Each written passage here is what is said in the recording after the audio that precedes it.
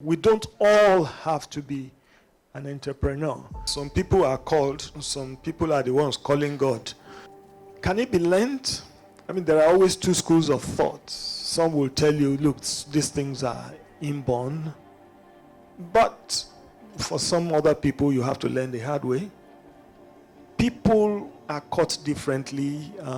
You may not have the physical aggression, the gra-gra, or the personality. So you may not have all it takes, but you can learn along the way. You can read, a lot of reading. You can associate with people, attending conferences and seminars like this. Expose yourself and try your hands out, and don't be afraid of failure. In any case, the way the economy is going, not many people will be able to keep employing and employing anyway. So you need to begin to think of how to fend for yourself. Man, we have all been on an endless quest for success and perhaps renown. Some accomplish, some don't. Different reasons for different outcomes. But what is very important, why we started this series, is that we believe that there are persons within our midst who have, through dint of hard work, done it the right way, rose through the ranks, and have a thing or two that they can share with others. And those things they are going to share, the nuggets of wisdom that they are going to share with us, will help inspire others. We all know what is happening in Nigeria today. It's quite tough, very tough. How do you navigate through this? Playing the game and being ethical, and at the same time making profit. How do you keep people in employment, gainfully employed, and they achieve their dreams while working within an institution that you created? How do you survive the rising costs without needing to cut corners in ways that could impugn your integrity? But the private sector, in the midst of all these headwinds, has kept the Nigerian economy going and kept Nigerians employed.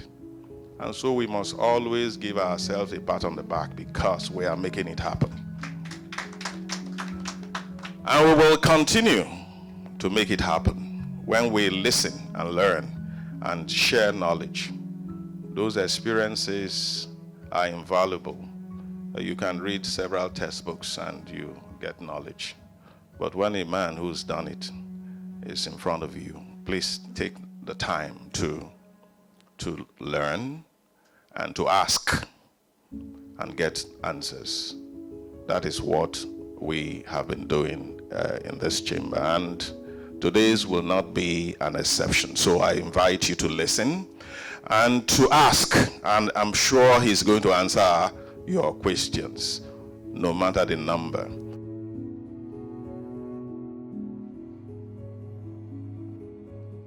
So what motivated me? I was tired of doing the same thing in the banking industry. Yes, I was being promoted, I was doing well, but I needed to do something different. Well, I mean, I would say it would always be best. You know, if you can go it alone, fine. But most of the time you will benefit by partnering with the right people under the right circumstances. If you partner, make sure your agreements are well in place, and you have partners who can see things you can't see. You cover a wider part, a wider range. I mean, Systems Union had a very good product, which was a good learning for us, and even understanding how they did business around the world, you know, was a good support for us. And they had a very good brand, which helped us to leverage even in the Nigerian market. Are there other, means to drive innovation, particularly in big organizations like yours? Well, I guess the first thing is the leadership itself must have that vision. and understanding.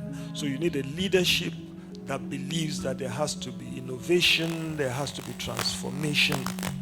And then the next thing is to have some clear plans. You need a clear vision of where you are going.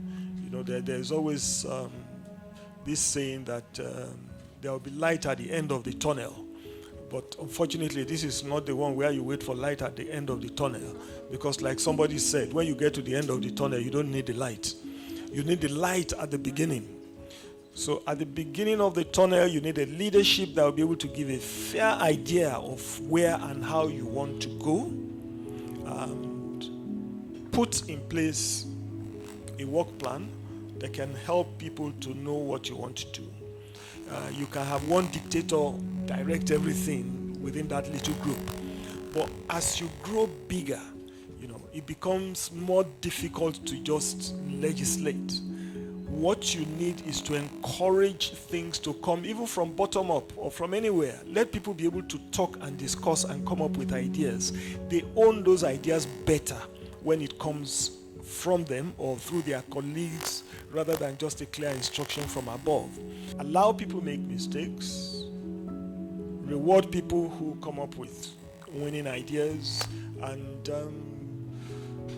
document your journey along the way so that people can learn. As more new people are coming, they are learning, they are seeing the kind of things that happened in the past. It also encourages them to be able to contribute their own quota.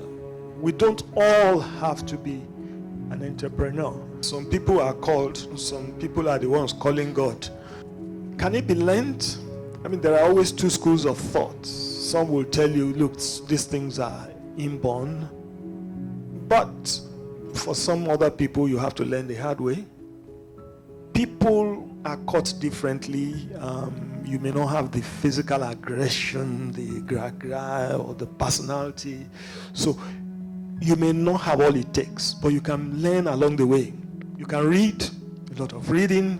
You can associate with people, attending conferences and seminars like this. Expose yourself and try your hands out, and don't be afraid of failure.